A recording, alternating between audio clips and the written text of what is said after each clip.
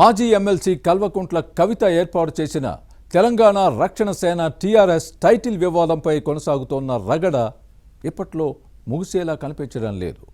ఈ పార్టీకి ముందుగా ప్రాథమిక అనుమతి ఇచ్చిన కేంద్ర ఎన్నికల సంఘం ఆ తర్వాత అభ్యంతరాలు వ్యక్తమయ్యాయంటూ కవితకు లేఖ రాసింది. 3 ప్రత్యామ్నాయ పేర్లను సూచించాలన్న ఈసీఐ లెటర్కు కవిత ఇచ్చిన సమాధానమేంటి? విడివిడిగా అక్షరాలు కలిసినంత మాత్రాన పార్టీని రిజిస్ట్రేషన్ చేయకపోవడం సరికాదన్న మాజీ ఎమ్మెల్సీ సమాధానంపై వస్తోన్న విశ్లేషణలేంటి? గతంలో కొన్ని పార్టీలు చీలినప్పుడు స్వల్ప మార్పుతో పేర్లను ఈసీఐ నమోదు చేయలేదా అన్న కవిత ప్రశ్నపై జరుగుతోన్న చర్చ ఏంటి? పార్టీ పేర్లను పోలిన రాజకీయ పక్షాల టైటిల్స్ జాబితాతో కేంద్ర ఎన్నికల సంఘానికి కవిత రాసిన లేఖలో ప్రస్తావించిన అంశాలేంటి? మాజీ ఎమ్మెల్సీ కల్వకుంట్ల కవిత ప్రారంభించిన తెలంగాణ రక్షణ సేన పార్టీ టీఆర్ఎస్ రిజిస్ట్రేషన్పై జరుగుతున్న రగడ ఇప్పట్లో ముగిసేలా లేదు.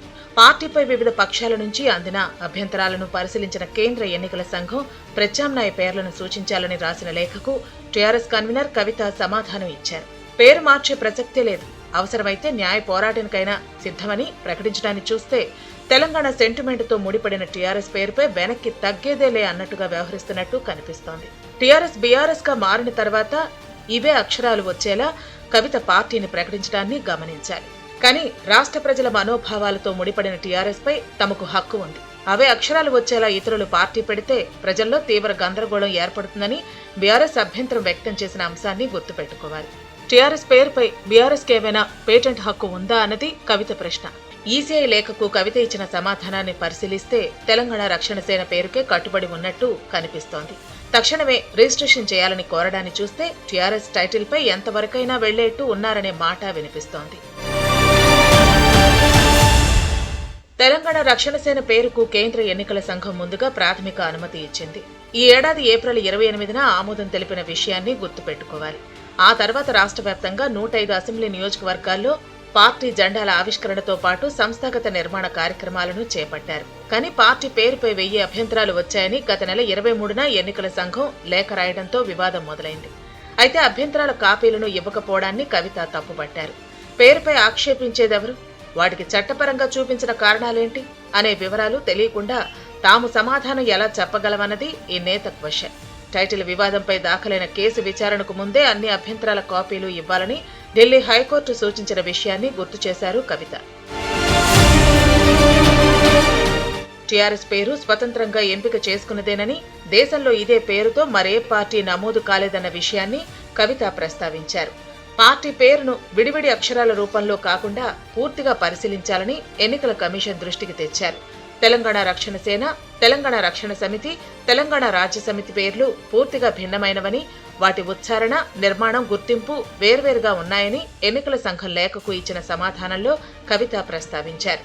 ఒకే తరహా పదాలతో వందలాది రాజకీయ పార్టీలు నమోదయ్యాయని, ఆమ్ ఆద్మీ, జన్ అధికార్, జనతా పార్టీ, రాష్ట్రీయ జనతా పార్టీ, అకాలీదళ్, శిరోమణి అకాలీదళ్, జనతాదళ్, జనతాదళ్ సెక్యులర్ వంటి పదాలతో పార్టీలు ఉన్న విషయాన్ని ఈ నేత గుర్తు చేశారు. కేవలం కొన్ని పదాలు ఒకేలా ఉన్నాయనే కారణంతో పార్టీ రిజిస్ట్రేషన్ నిరాకరించిన సందర్భాలు గతంలో లేవన్న విషయాన్ని ప్రస్తావించారు. పార్టీలను పోలిన రాజకీయ పక్షాల జాబితాను ఎన్నికల సంఘానికి రాసిన లేఖతో పాటు జత చేశారు కవిత. మరోవైపు ఎన్నికల సంఘం ఇచ్చిన ప్రాథమిక అనుమతి ఆధారంగా ఇప్పటికే టీఆర్ఎస్ ను ప్రజల్లోకి తీసుకెళ్లామని, ఈ సమయంలో పేరు మార్చమంటే సంస్థాగతంగా రాజకీయంగా తీవ్ర నష్టం జరుగుతుందన్నది కవిత అభిప్రాయం. కేవలం ఊహాజనిత సంక్షిప్త రూపాలు లేదా భౌగోళిక పదాల ఆధారంగా వచ్చిన అభ్యంతరాలను పరిగణలోకి తీసుకోవద్దని ఈసీఐ దృష్టికి తెచ్చారు. ప్రస్తుతం ఈ అంశం ఎన్నికల సంఘం పరిశీలనలో ఉంది.